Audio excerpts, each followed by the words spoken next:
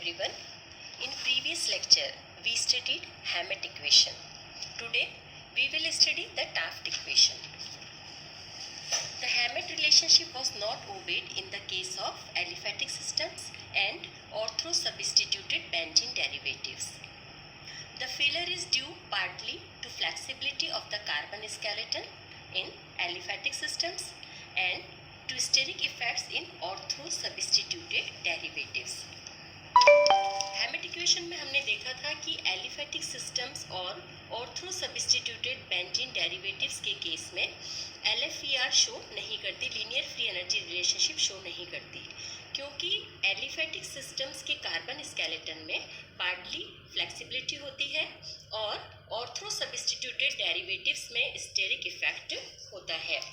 So Taft extended the linear free energy relationship to such systems by considering that the difference in rho values for hydrolysis of ortho-substituted benzoate esters under acidic conditions in which rho is almost equal to 0 and basic conditions in which rho is almost equal to 2.5 must be due to the absence of polar effects in acid catalyzed hydrolysis. The base catalyzed hydrolysis is susceptible to polar, conjugative and steric effects of the substituents. Taft ने बताया कि ortho substituted benzoate asters का अगर acidic conditions में hydrolysis करते हैं तो रो almost equal to 0 और बेसिक कंडीशंस में हाइड्रोलिसिस करते हैं तो रो ऑलमोस्ट इक्वल टू 2.5 आता है. इसका कारण क्या है कि एसिडिक कैटेलाइज्ड हाइड्रोलिसिस में पोलर इफेक्ट नहीं होता है, जबकि base catalysed hydrolysis is susceptible to polar, conjugative and steric effects of the substituents. Taft, following Ingold's suggestion, assumed that for the hydrolysis of esters, steric and conjugative effects will be the same whether the hydrolysis is catalyzed by acids or bases. Taft ने इनगोल्ड के suggestion को follow किया और ये assume किया कि जब asters का हाइड्रोलिसिस करवाया जाता है तो स्टेरिक और कॉन्जुगेटिव इफेक्ट सेम रहता है, चाहे हाइड्रोलिसिस एसिडिक मीडियम में हो या बेसिक मीडियम में हो.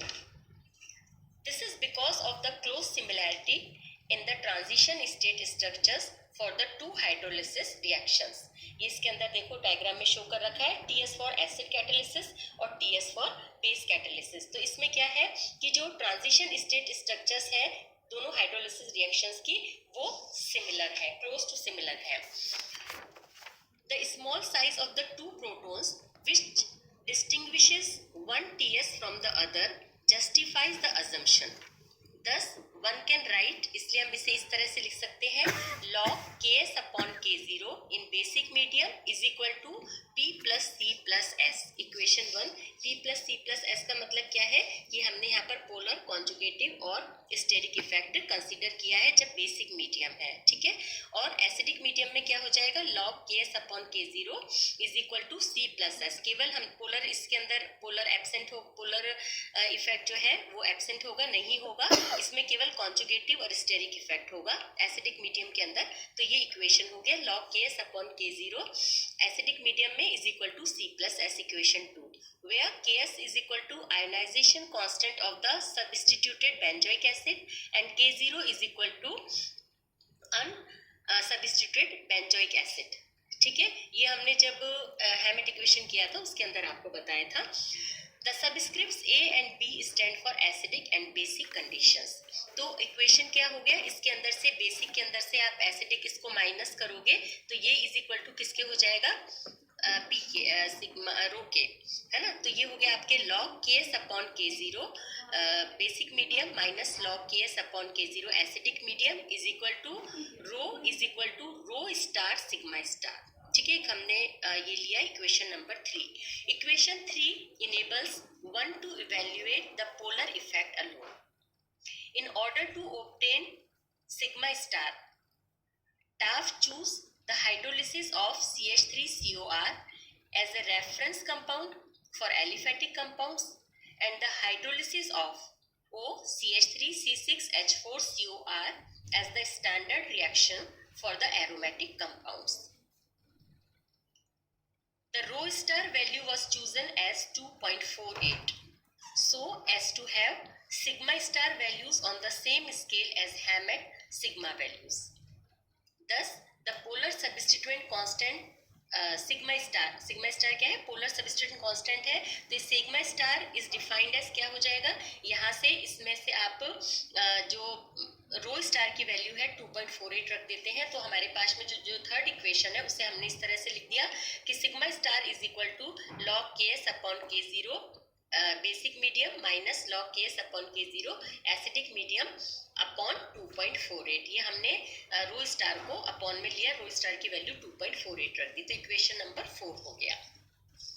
इन order to evaluate sigma star it would be preferable to have data for both acid catalyzed and base catalyzed hydrolysis reactions under the same conditions.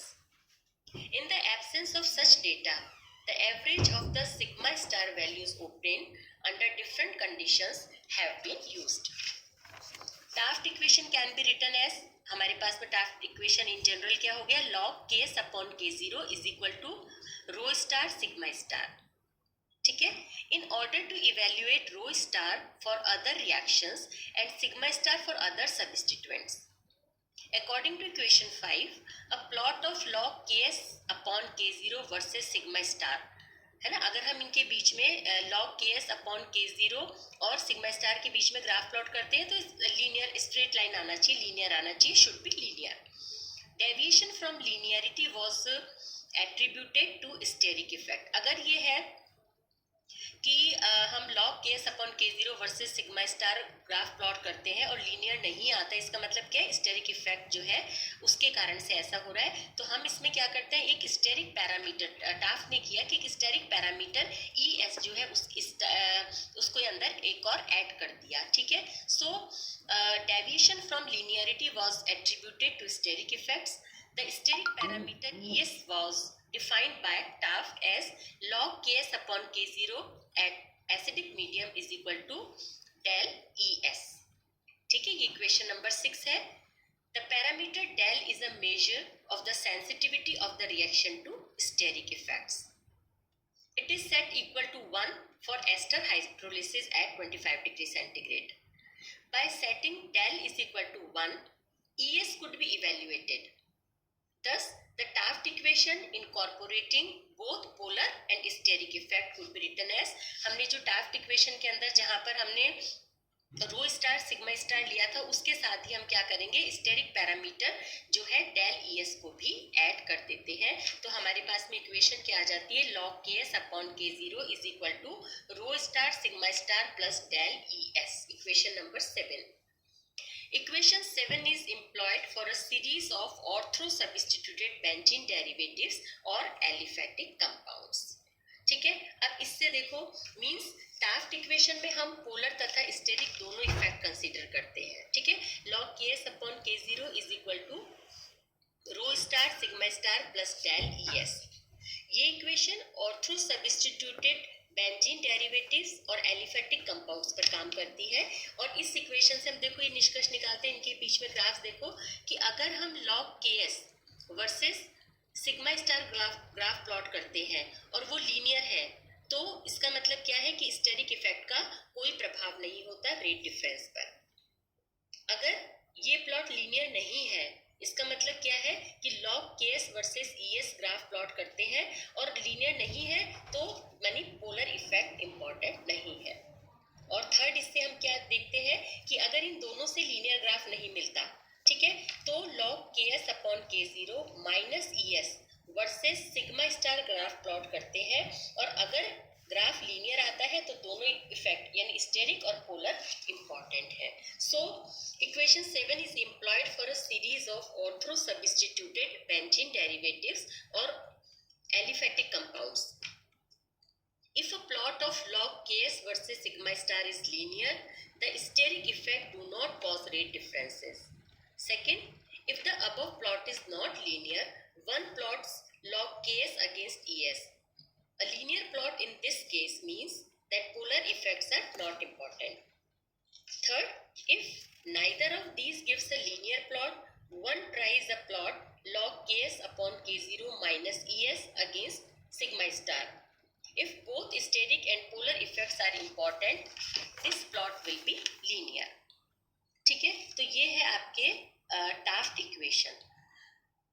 Despite a large number of refinements and modifications, the original Hammett equation remains the most frequently used. हमने ये इन सब में modification और सब किया है, लेकिन फिर भी इन जनरल हम जो लीनियर रिलेशनशिप जो बताते हैं वो हैमेट इक्वेशन के द्वारा ही बताते हैं. तो ये हो गया आपका टाफ्ट इक्वेशन. क्लियर.